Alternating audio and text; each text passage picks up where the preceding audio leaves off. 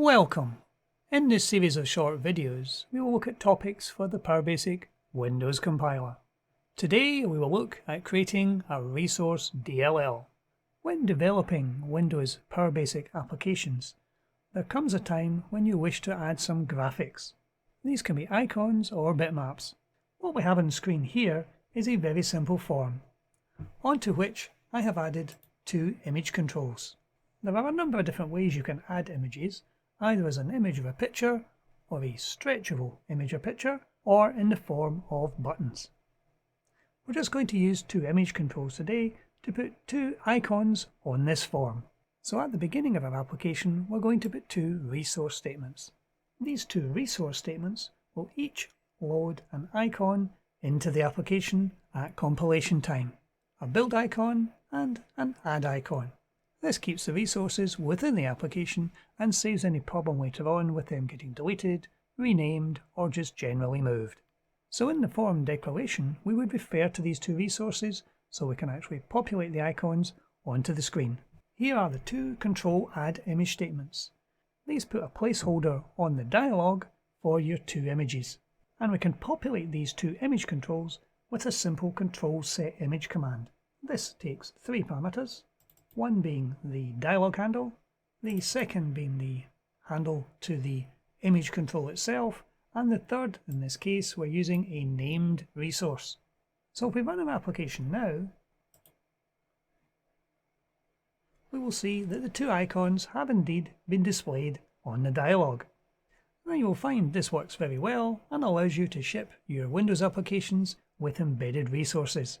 If for a moment you can consider that there will be a scenario where you have many applications you are supporting, and each of these applications has common graphics. Using this method of the resource within your application, each of these graphics will be embedded inside the individual applications, which generally is not a problem.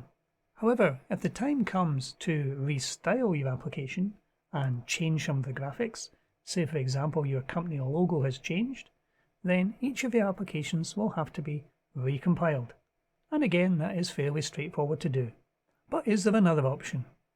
Can we store the resources outside our application? We could have the resources in individual files which are loaded at runtime. However, that would mean our graphics would be visible to the users, and there's always a danger of them getting lost, renamed, or generally deleted.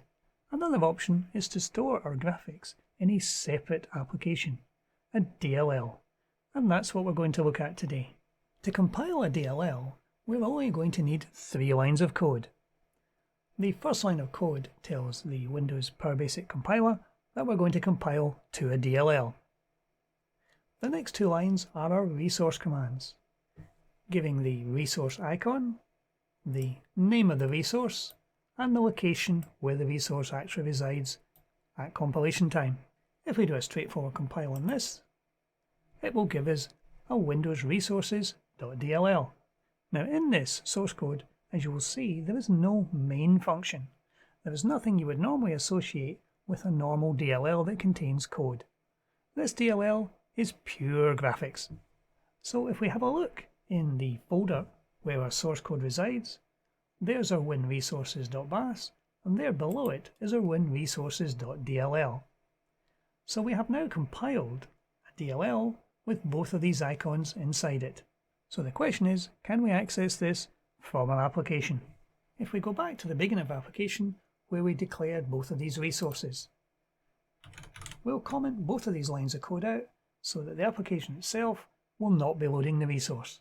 So at the top of our show dialog function, we're creating 2 new local variables, one for the library and one for the icon. We can comment out these 2 statements where we set the image. We're going to put some new code in here. Since the resource is held within a library, the first thing we need to tell the application is to load the library. For this, we're going to use a Windows API call called load library.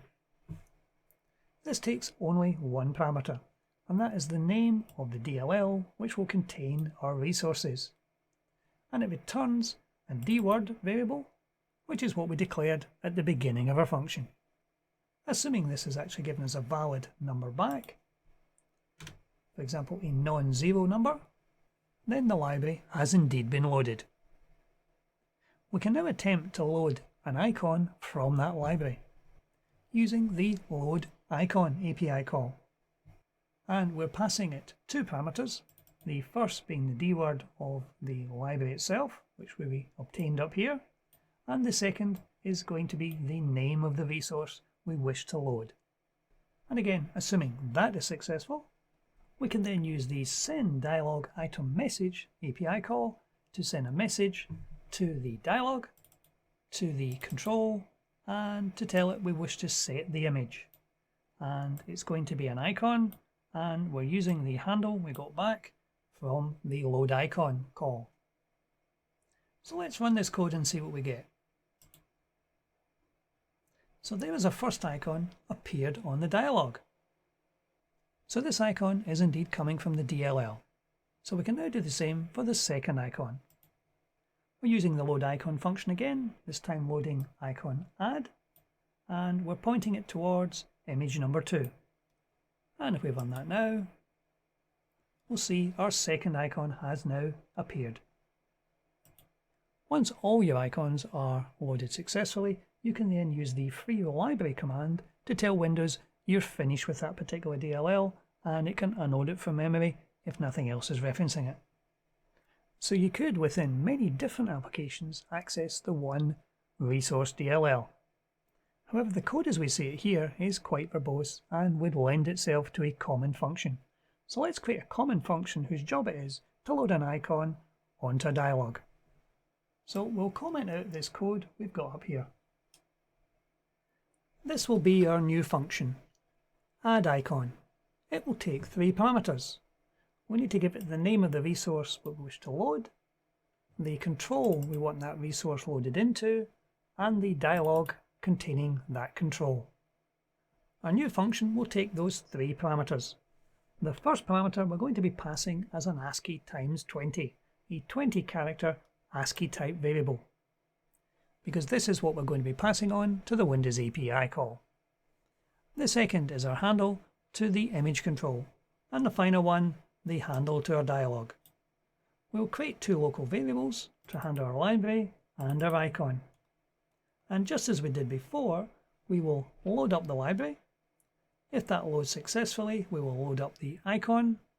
And if that's successful, we'll send a message to the image control on the dialog to set the image and display our icon. And at the end, we will free up the DLL. Setting up the function this way means it will load the library, then load an icon, and then free the library. So if you're doing many calls to this add icon function, it will be loading and unloading the library several times. However, the library is not going to be particularly big, and Windows handles this kind of functionality reasonably efficiently. If you're doing something that's loading a great many resources, it would be probably best to have 3 calls. 1 call to open and load the DLL, 1 call for each of the add icons, and a final call to free up the library. So now that we have this logic in place, let's try running our code.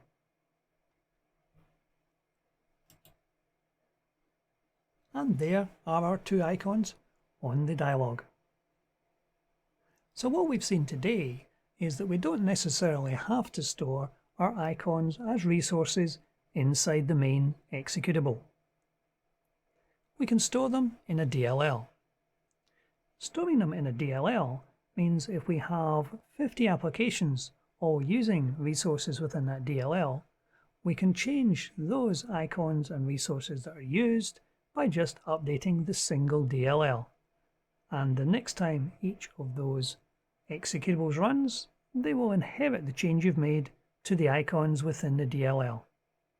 This should certainly open up a few more possibilities for how you can use resources within your PowerBasic Windows applications. But that's it for today. Thank you for watching.